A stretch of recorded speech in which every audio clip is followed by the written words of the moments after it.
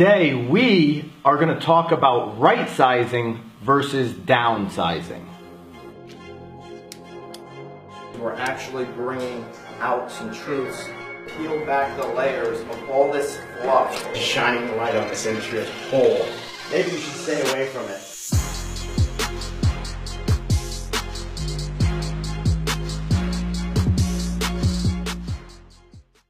Hi everybody, welcome to Real Estate Raw&Uncut. This is episode 97. I'm Byron Lazine, Tim Bray, and we've got a guest today, Ken Duwenzel from Caring Transitions. Got the last name right.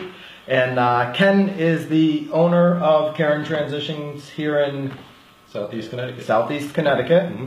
And Ken, why don't you just tell everybody a little bit about what Caring Transitions does? Absolutely. Thank you so much.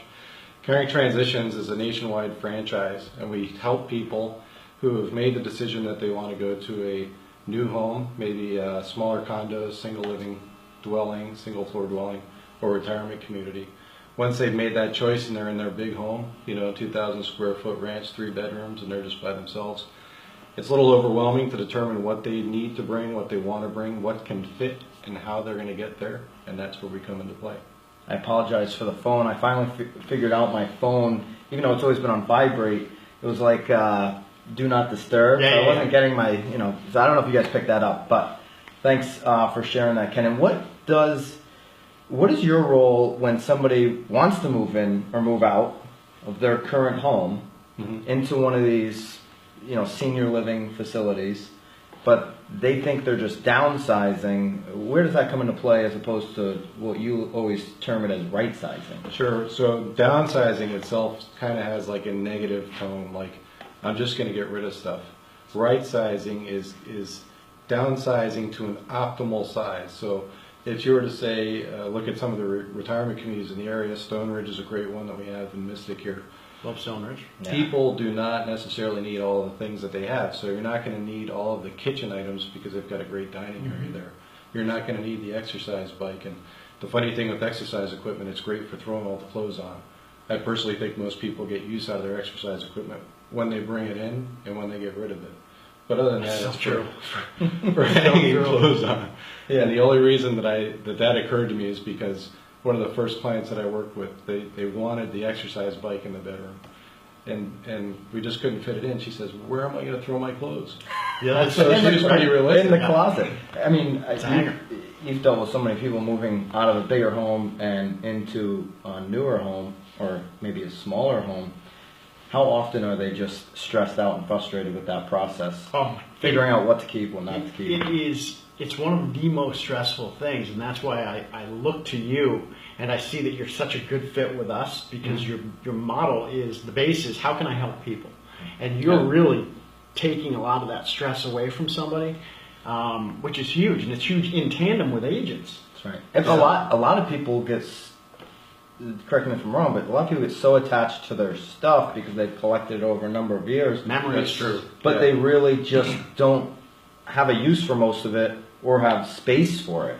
And that's a great point, and it's something we spend a lot of time. You develop the relationship as you do, and we spend a lot of time talking to clients about things that there's no book per se about what you're going to discuss. So we draw from experiences of our own, and in my case, when my parents had passed away, I got a bunch of the stuff that the siblings didn't want to take. You got the leftovers? I got the leftovers.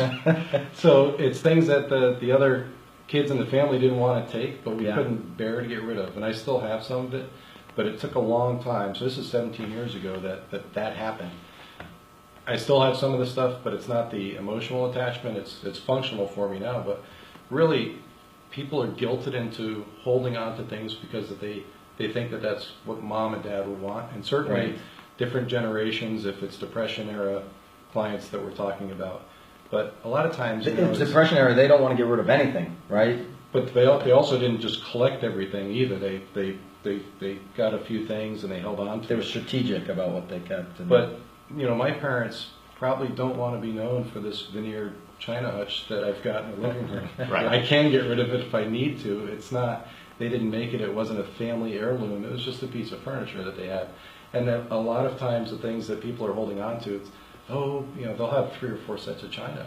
They don't use it, but they can't bear to get rid of it. And it takes up space. Is it more, do you think, usually emotional, or they think it's going to be worth something someday? That's a great question. I think a lot of people, truly in the case of certain things like china or certain other items, they think that there might be a market for it, but the market's just flooded and people aren't buying it. The millennials aren't buying those things. Mm-hmm. They're not buying quality furniture. I hate quality furniture. I always say I hate quality. Give me the junk. I like the junk. And IKEA is probably the biggest, I love biggest issue, and they make great things, but it's temporary furniture. You can't move that stuff, because it's pressed board with a vinegar or something on it. So it's going to fall apart. It serves a purpose, but it's not going to last. Now, I love the concept. I love everything you're doing, and I know you're tied to Caring Transitions, but without you, because I've heard such good things about you from so many different people now that you've worked with, I just get my hat goes off to you for doing what you do.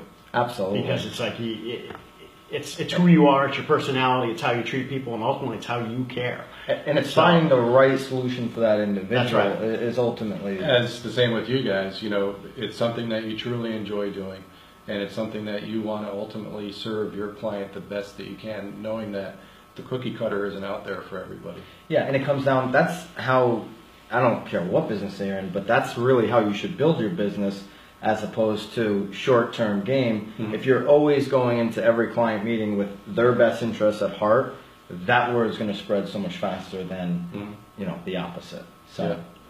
And we work with some agents too, and we try to reach out to them and communicate with them. They're all really generally pretty good as far as just making sure everybody's on the same sheet, because our coordination for timing for moving is based off of, in some cases, your coordination and timing for selling the house or getting a house staged for sale. So quickly, before we sign off, run down absolutely everything you do besides, estate sales, right sizing. Give them every one of those bullet points. So so we'll say it's a full service that we can provide for somebody that's moving, can also be broken up into any components that somebody may need. So in the case of a move, we would start out with a digital floor plan that we work with. Which are awesome. Which we work with in the client's home and the apartment or the new home that they're going to. From there, we help deciding what we're going to bring with the right sizing, decluttering, donations will work in that time, and coordination with movers.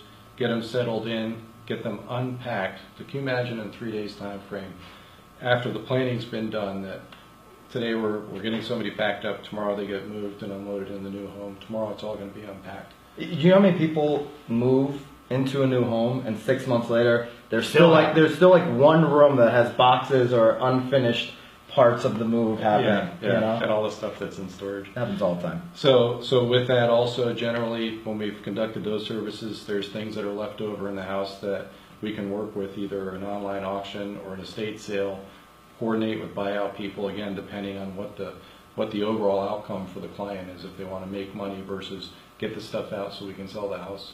Right. So again, any and all those services we can perform beginning to end, or we can do. And it's very customized to the individual. And that's on the residential side. So we're not talking commercial real estate. We could probably support commercial real estate. But good to know. This is, we'll certainly always take a look at different things and see how we can help people. Perfect. I mean, he's moved artifacts for me before. I know that. Thank you so much, Ken. Where can everybody find you if they want to check you out further? Great question. You can certainly contact the office number 860-333-1417. We also have a Caring Transitions website, which is caringtransitionssect.com for Southeast Connecticut, and also on Facebook. Facebook. And we'll link it up. If you're watching here on YouTube, first, if you're watching on YouTube, you need to subscribe by now. Second, we'll have Ken's link down below, and we'll link him up in Facebook as well. So, thank you guys. See ya.